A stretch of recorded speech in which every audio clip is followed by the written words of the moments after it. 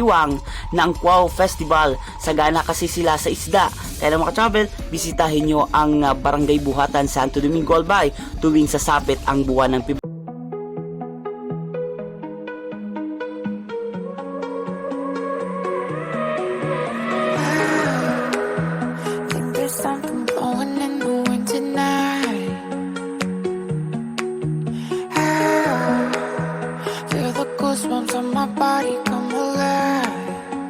Hello mga travel, this is DJ Maketsyler, your travel buddy. At ngayon isang panibagong Bicol Festival naman ang iyong masisilayan.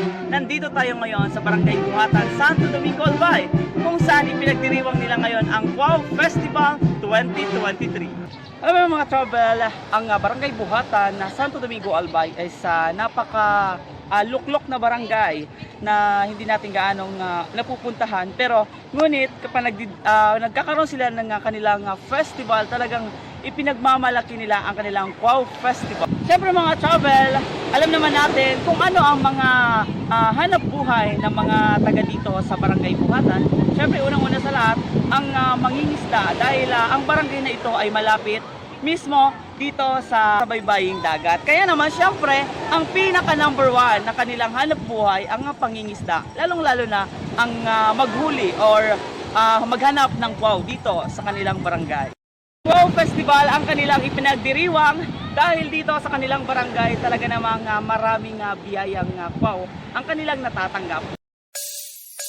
The Cubao Festival is one-day annual fish festival that takes place in a fishing village in barangay. It seems that these fish are relatively deep sea and can be easily caught with a hand line and several hooks in a row. Barangay Buhatan, Sarungbangi Home in Santo Domingo, Albay. Once again mga travel, welcome sa Cubao Festival 2023. Ang tauang pagdiriwang ay isinasagawa bilang pasasalamat sa masaganang huli ng mga isda. Sagana kasi sa isdang Cubao ang mga mangingisda dito sa Barangay Buhatan, Santo Domingo, Albay tuwing sasapit ang buwan ng Pebrero hanggang Abril. Sipag, tiyaga at lakas ng katawan ang puhunan ng mga residente sa Barangay Buhatan sa Santo Domingo, Albay upang pumalaot at hulihin ang biyayang karagatan ng kanilang ikinabubuhay, ang Cubao. Tampok ang street dance presentation na nagpamalas ng galing ang bawat purok ng barangay. Tampok din mga ka-travel ang napakahabang budol fight na isinasagawa dito sa Barangay Buhatan taon-taon. In the Philippines, almost all barangays that are populated by Christians celebrate Fiesta. Santo Domingo has a total of 23 barangays. Every barangay has some sort of a festival or tradition that is celebrated every year. One of the barangay in Santo Domingo, Albay, which is the Buhatan, conduct that so-called Cubao Festival during March. So mga ka-travel, napakagandang selebrasyon ng Barangay Buhatan ang Cubao Festival. Talaga namang mamamangha tayo sa barangay ng Buhatan dahil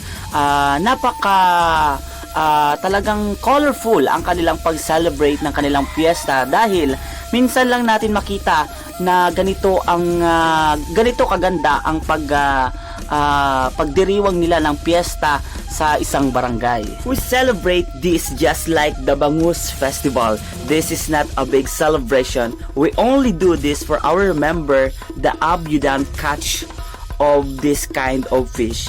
In the morning, there's a parade that symbolizes that the celebration is starting. In the afternoon, you will witness a various Cubao dishes placed. So a very long table where all tourists and all netizens in the barangay are free to eat as much as they could.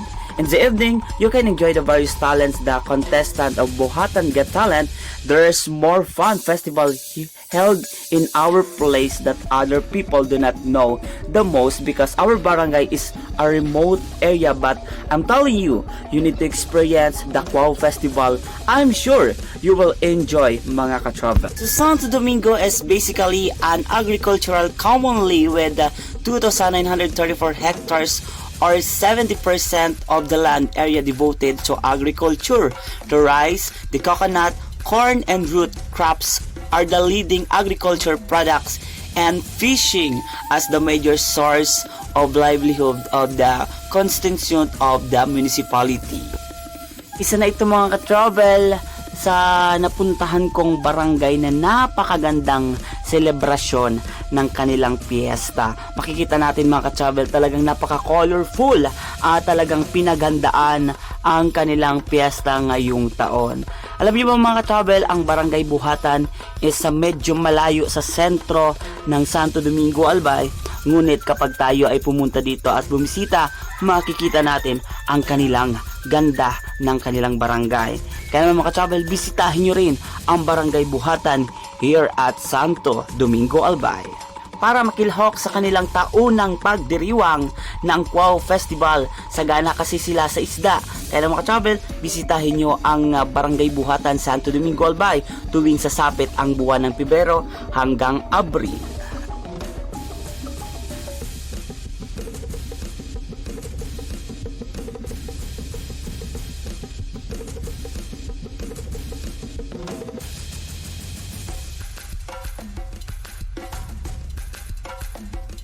Ito mga ka-travel sa Barangay Buhatan, Santo Domingo, Albay. Once again, this is DJ Maki Tyler, your travel buddy. RGM deliver you the best products. What you want, we have it all.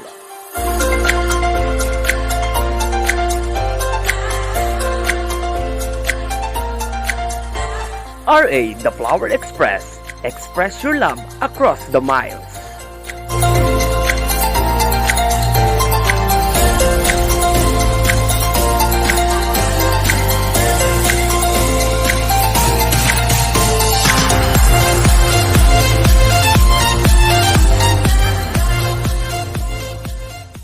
Body come alive, skin on my skin.